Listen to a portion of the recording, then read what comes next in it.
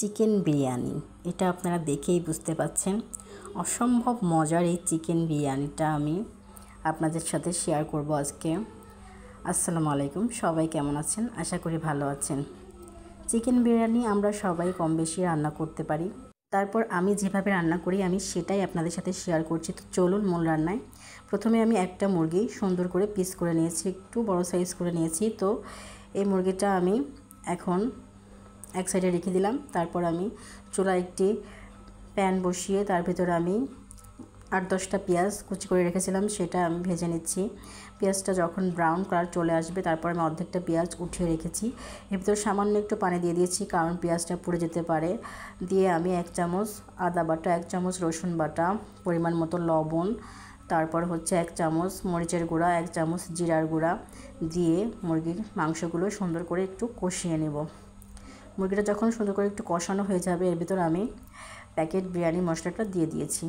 Packet biryani মশলা দিয়ে তারপর আমি হাফ কাপ টক দই দিয়ে দিয়েছি। এরপর আমি 1 কাপ গরুর দুধ দিয়ে আমি এই মাংসটা সুন্দর করে রান্না করে নেব। এর ভিতর কিন্তু পানি দেওয়া যাবে না। এই গরুর দুধেই কিন্তু আমি মুরগির মাংসটা রান্না করে নেব। মুরগির মাংসটা যেহেতু তাড়াতাড়ি রান্না হয়ে যায় এর ভিতর এক্সট্রা পানির কোনো প্রয়োজন নাই। তারপর আমি কাঁচামরিচ কয়েকটা দিয়ে দিয়েছি এর ভিতর। এখন আমি মুরগির মাংসগুলো একটা প্লেটে উঠিয়ে এক সাইডে রেখে দেবো। আমি এই হাঁড়িতেই পোলাওটা রান্না করে নেব। আমি পোলাও চালটা কিন্তু আগেই ধুয়ে রেখেছি, আধা ঘন্টা বা 1 ঘন্টা আগে ধুয়ে রাখবেন। তারপরে আধা চামচ রসুন বাটা, আধা চামচ আদা বাটা দিয়ে আমি মশলাটা সুন্দর করে কষিয়ে সামান্য একটু তেল দিয়ে দিয়েছি।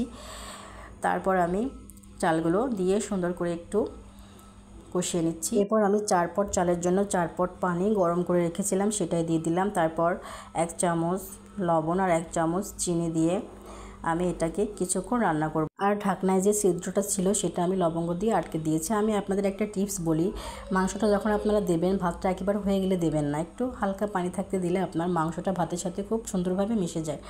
তো এটা দেওয়ার পরে আমি যে বেরেস্তাটা উঠিয়ে রেখেছিলাম সেটা কিন্তু দিয়ে দিচ্ছি। এরপর আমি 1 চামচের একটু বেশি পরিমাণ ঘি দিয়ে দিলাম। ঘিটা দিয়ে আমি 10 মিনিট রেখে দিয়েছিলাম। এখন আমি ভাতটা সুন্দর করে মিক্সড করে দিচ্ছি। বেরেস্তাটা মিক্সড করে দিয়ে কিন্তু আমি এটাকে আরও আধা ঘন্টা মতো দমে রেখে দিয়েছিলাম। দমে রেখে দিয়ে এর ভিতরে কিন্তু আমি ঘরে থাকা সব উপকরণ দিয়ে রান্না করেছি আপনার বাসার। আর এর ভিতরে কাজু বাদাম দিলে আর একটু বেশি মজা লাগে, বাদামটা একটু ভেজে দেওয়ার চেষ্টা করবেন।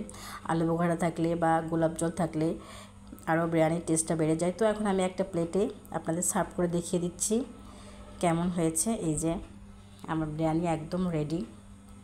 আশা করি আপনাদের ভালো লেগেছে। এটা কিন্তু অসম্ভব মজার হয়েছিল, খেতে অসাধারণ লাগছিল।